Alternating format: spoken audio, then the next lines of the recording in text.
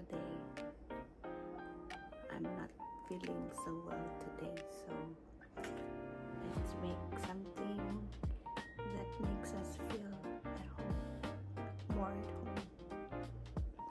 So this is what we're working with today. Talong, spinach, but I think we can work with this. We have okra and squash and onion, garlic, tomatoes, and we're gonna cook here. And of course later I have this one very good partner with laswa is fried fish.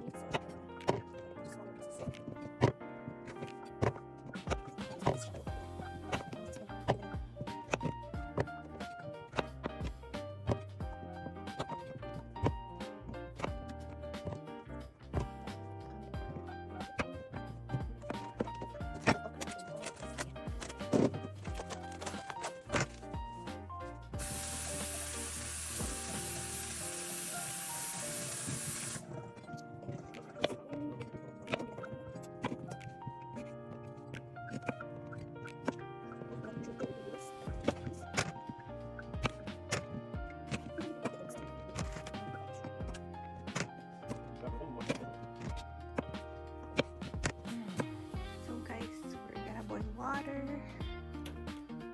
Turn on na natin siya to high. While we are boiling that,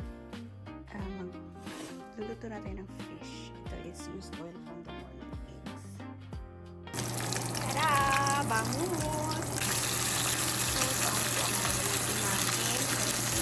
Aray ko!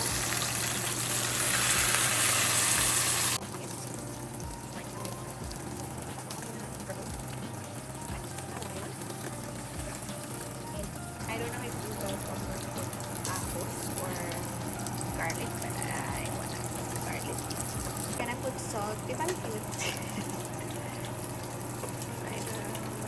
Tansya na lang.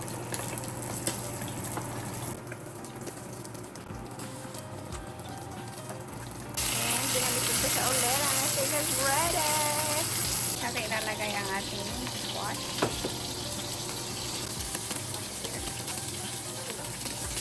I have this one, so I'm gonna put one cube. I don't have my cube now.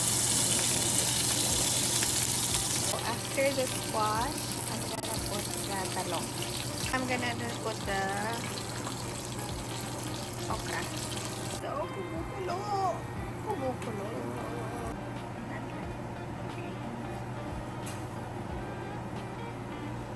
Pero, ready na po ang ating laswa and ready na din ang pinari na isda. Also have rice.